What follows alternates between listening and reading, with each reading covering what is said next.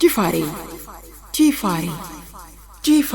ወቅታዊ ሀገራዊና ቀጠናዊ ጉዳዮች ይቀርቡበታል። ጂፋሬ ቲዩብ ከአፍሪካችን ብሎም ከዓለም አቀፍ ወቅታዊ መረጃዎች የሚቀርቡበት ጂፋሬ ቲዩብ ጥራታቸውን የጠበቁ መረጃዎች እንዲደርሷችሁ ቤተሰብ በመሆን ላይክ፣ ሼር፣ ሰብስክራይብ ያድርጉ።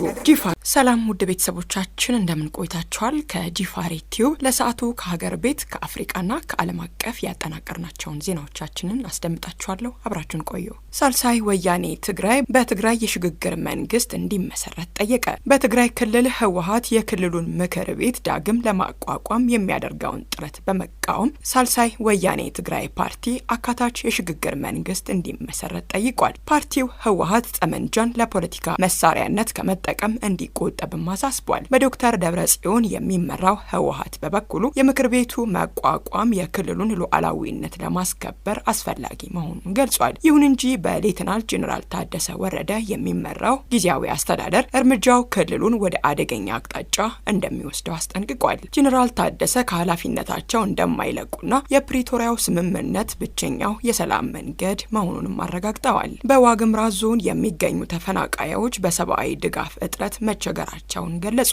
በዋግምራ ዞን አበርገሌ ወረዳ እየተስፋፋ በመጣው ግጭት ምክንያት ወደ ሰቆጣ ከተማ የተሰደዱ በሺዎች የሚቆጠሩ ተፈናቃዮች ምንም አይነት ሰብአዊ ድጋፍ ባለማግኘታቸው ለከፋ ረሃብና እንግልት መጋለጣቸውን ነግረውኛል ሲል ዶቼቬሌ ዘግቧል። ተፈናቃዮቹ በአማራ ክልል ዋግምራ ብሔረሰብ አስተዳደር ዞን አበርገሌ ወረዳ በአገው ሸንጎ ታጣቂዎች ቁጥጥር ስር በመዋሉ አካባቢያችንን ከባለፈው ሚያዝያ 12 ቀን 2018 ዓ.ም ጀምሮ ጥለን ለመሰደድ ተገደናል ብለዋል። በሰቆጣ ከተማ የሚገኙ ተፈናቃዮች የምግብ እጥረትና መጠለያ እጥረት እንደገጠማቸው በመግለጽ በተለይም በነፍሰ ጡር እናቶችና ህጻናት ላይ ጉዳቱ እየጎላ መሆኑን አስረድተዋል። በአበርገሌ ወረዳ አርሶ አደር የነበሩት አቶ ፍጹም ጥላሁንም በተለይም አርሶ አደሩ ቤቱን ጥሎ ሲወጣ ከሚደርስበት ጉዳት ራሱን ለመጠበቅ እንጂ ምን በላለሁ ብሎ ስላልሆነ በሰቆጣ ከተማ ለመለመን ተገደናል ብለዋል። የዋግምራ ብሔረሰብ አስተዳደር ዞን አደጋ ስጋትና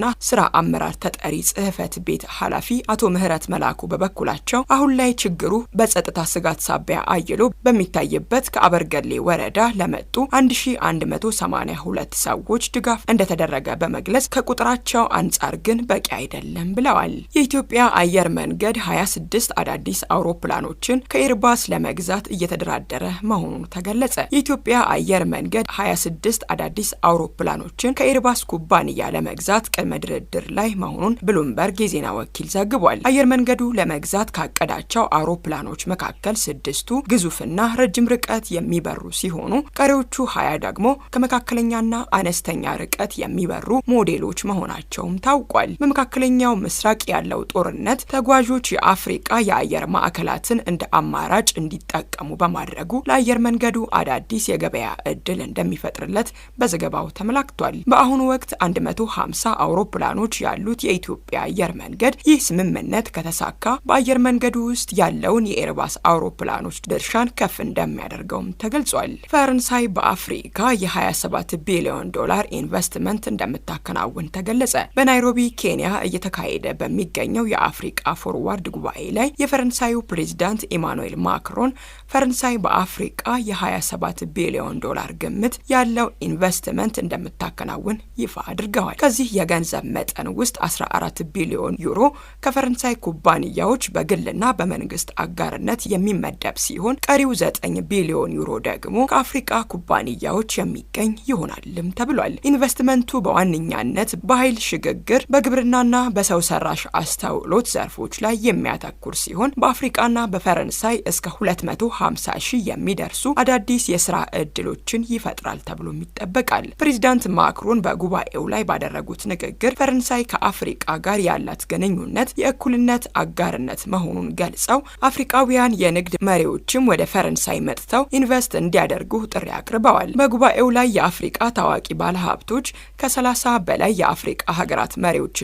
የፈረንሳይ ግዙፍ ኩባንያዎች ታድመዋል። ዲሞክራሲያዊ ዲሞክራሲያዊ ሪፐብሊክ ኮንጎና ኡጋንዳ በትብብር ለመስራት ተፈራረሙ።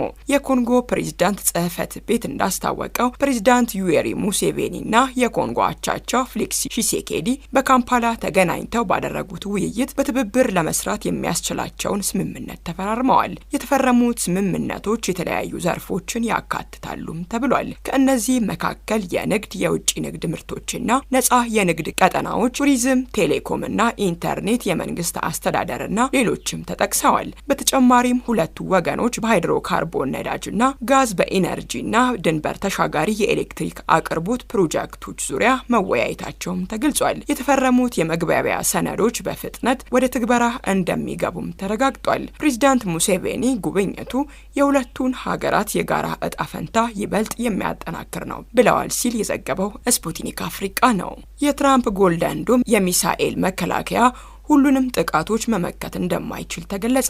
የአሜሪካው ፕሬዝዳንት ዶናልድ ትራምፕ ጎልደን ዶም የተሰኘው የሚሳኤል መከላከያ ስርዓት ለመገንባት ለማሰማራትና ለሁለት አስርት ዓመታት ጥቅም ላይ ለማዋል ከ1.2 ትሪሊዮን ዶላር በላይ እንደሚያስወጣም ተገልጿል። በመሬት በባህርና በህዋ ላይ ያሉ የቀጣዩ ትውልድ የቴክኖሎጂ መረብን እንዲሁም አጥቂ ሚሳኤሎች ለመከላከል ያለመው ህዋ ላይ የተመሰረቱ አክሻፊና ጠቋሚዎች ወይም ሴንሰርን ያካትታል የተባለው ይህ መሳሪያ የተባለውን ያህል ውጤታማ ላይሆን እንደሚችል ይችላል የሚል ስጋት ፈጥሯል። አዲስ በወጣው ሪፖርት መሰረት አሜሪካ ከባላስቲክና ክሩዝ ሚሳኤሎች ይከላከላል የተባለው ይህ መሳሪያ ለሩሲያ ወይም ቻይና ጥቃት የተጋለጠ ነውም ተብሏል። በአዲሱ ሪፖርት መሰረት ይህንን የመከላከያ ስርዓት ለመጠበቅ ብቻ ከ1 ትሪሊዮን ዶላር በላይ የሚያስወጣ ሲሆን ወጪው የማክሸፊያ መሳሪያዎችን፣ ህዋ ላይ የሚቀመጡ መከታተያ አክሻፊና ጠቋሚዎችን እንደሚያካትትም ተገልጿል። ትራምፕ ሁለተኛው የስልጣን ዘመናቸውን እንደጀመሩ ይፋ ያደረጉት ይህ መሳሪያ የስልጣን ዘመናቸው ከማብቃቱ በፊት ሙሉ ለሙሉ ተግባራዊ እንደሚሆንና የቀጣይ ትውልድን የአየር ላይ ስጋቶች እንደሚያስወግድም ተናግረው እንደነበር ይታወሳል። በጊዜው 25 ቢሊዮን ዶላር ፈሰስ ለማድረግ ቃል የገቡት ፕሬዝዳንቱ አጠቃላይ ወጪው ወደ 175 ቢሊዮን ዶላር ገደማ እንደሚሆንም ተገምቶ ነበር። ውድ ቤተሰቦቻችን ከጂፋሬ ቲዩብ ለሰዓቱ ያጠናቀርናቸው ዜናዎቻችን እስካሁኖቹ ነበሩ። ትኩስና ወቅታዊ መረጃዎች እንዲደርሷችሁ ቤተሰብ በመሆን ላይክ፣ ሼር፣ ሰብስክራይብ ያድርጉ።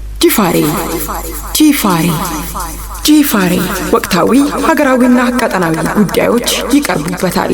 ጂፋሬ ቲዩብ ከአፍሪካችን ብሎም ከዓለም አቀፍ ወቅታዊ መረጃዎች የሚቀርቡበት ጂፋሬ ቲዩብ ጥራታቸውን የጠበቁ መረጃዎች እንዲደርሷችሁ ቤተሰብ በመሆን ላይክ፣ ሼር፣ ሰብስክራይብ ያድርጉ። ጂፋሬ ቲዩብ